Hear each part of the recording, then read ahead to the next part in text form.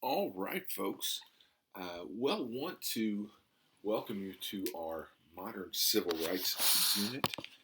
This lesson on the Scottsboro Boys is going to be the first. We start with this one because not only does it inspire Harper Lee as she is writing uh, To Kill a Mockingbird, this is an excellent piece to use for your essay when you're looking for something from history. And so I want to start with this one. Uh, I'm going to just very briefly cover the story. I've got a uh, written explanation for you for the ordeal these guys go through. I'm also going to link a documentary that is fantastic. It's one that PBS had done several years ago about these guys and what they ended up going through. I highly recommend that you check that one out. Scottsboro Boys is a case that's going to have to do with race. It is 1931. Scottsboro is a city in Alabama, the very northern part of Alabama. There's going to be a particular incident that's going to get things started. Basically, you've got these 9 young black men. Uh, I think their ages range from like 13 to 19, something like that, that are trying to get from Memphis, Tennessee to Chattanooga, Tennessee.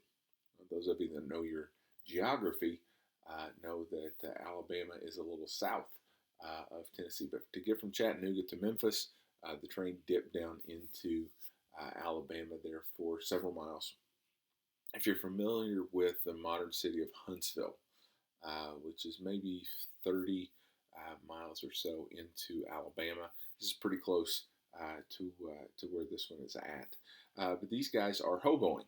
They're basically hitching a ride on the train for a variety of different reasons. Most of them are looking for work, and so they're going from Chattanooga to Memphis to find work. Hoboing at this time would have been something that was fairly common, but these guys are riding on top of the train um, and in some cases, and then in some cases they're inside of the cars. Well, the train pulls in to a station because these guys, or some of these guys, had gotten in a fight with a group of whites who were also hoboing on the train. As the sheriff's been called in to try and sort out everything that's going on, these two women, two white women who've been hoboing on the train, to get off the train and accuse these 9 young black men of rape. Now, that is in the South in the early part of the 20th century, the absolute worst crime a black man can be accused of is the crime of raping a white woman. That was a big fear. It was something you saw playing out in a lot of Reconstruction propaganda, eventually films like Birth of a Nation, that sort of thing that uh, was meant to instill a little bit of fear. The idea was that they wanted people to believe that all these black men were just chasing white women. That's what they were wanting. And so when these guys are accused of this, this is a very very serious accusation. For the most part, and they pull over into the town of Paint Rock, Alabama. For the most part, there were really 2 ways this was going to go. It was much more common for somebody that had been accused of this crime to just simply be lynched, and basically that was um, vigilante killing. If you remember the scene in To Kill a Mockingbird where Atticus is waiting outside of Tom Robinson's cell there the night before the trial starts, right? That's what that mob was coming to do, was to lynch Tom Robinson. Lynching is technically hanging, but there was usually a lot of torture that was going on in before that the actual death would happen. The bodies are hung up kind of as an example to everybody else that hey, this is what happens if you step out of line.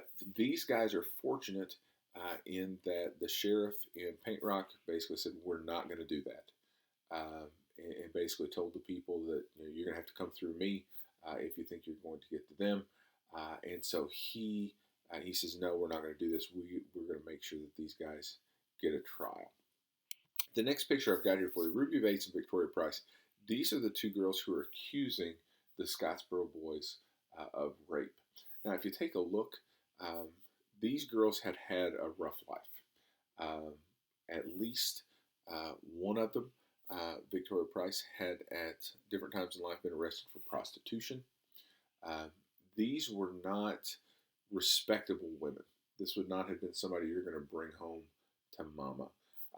They would have been kind of ostracized from white society, except now that they're accusing these black men of rape, they become kind of this ideal of white womanhood, this virtue that needs to be protected.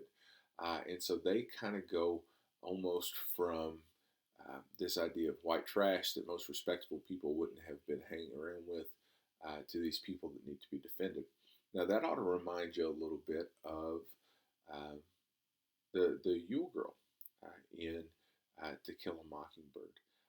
And when she is accusing Tom Robinson of rape, there's nobody that is going to be driving by the Yule house to get a date with the young lady, but she is, once she has accused Tom Robinson, Mayella becomes this ideal of womanhood, somebody who needs to be protected.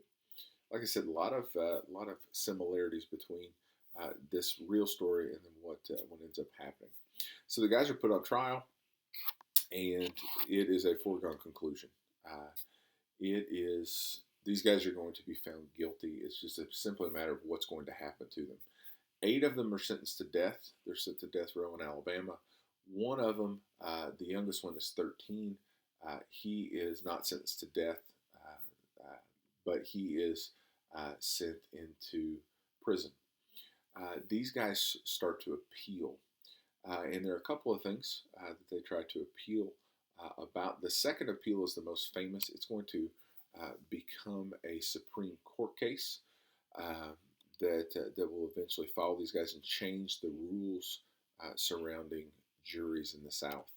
Um, these guys, though, when they're put in, I want you to imagine to yourself being your age and being sent to death row. One of these guys, like I said, that take a look at that documentary I'm going to post there. It's really excellent. Talks about his cell being right next door to the room with the electric chair, seeing the light bulbs dim and flicker as people are being executed, smelling the smells, hearing the screams, and imagine knowing you're innocent, but that's your fate, and just kind of sitting there waiting for that to happen. Now, none of these guys are going to be executed, but by the time you spent multiple years in that situation, you can't really walk out of it and not be changed. 1935, the Supreme Court is actually going to take up the case of the Scottsboro Boys. Uh, the lawyers for the Scottsboro Boys are going to make the argument that the trial was not fair because there were no African Americans on the jury rolls uh, in this place in Alabama where they're going to be put on trial. That wasn't an uncommon occurrence. Jim Crow laws had been passed after Reconstruction, really to keep African Americans from exercising the right to vote. Well, at this time, voting was how you got on juries, right? If you were a registered voter, then you could be selected for jury duty. So there are going to be, for the most part, 12 white guys in every jury box. And so the lawyers for the Scottsboro Boys argue that that's not a fair trial. The Supreme Court says no, it's not. These guys get put on trial several different times. Eventually, they're all released from prison, but for the most part, their lives are ruined. There's one or two of them. The documentary does a nice job of following these guys all the way through that end up really having what we would consider to be a successful kind of exit from this scenario. But for the most part, this is ruining these guys' lives. What it's going to do is it's going to change the laws around juries.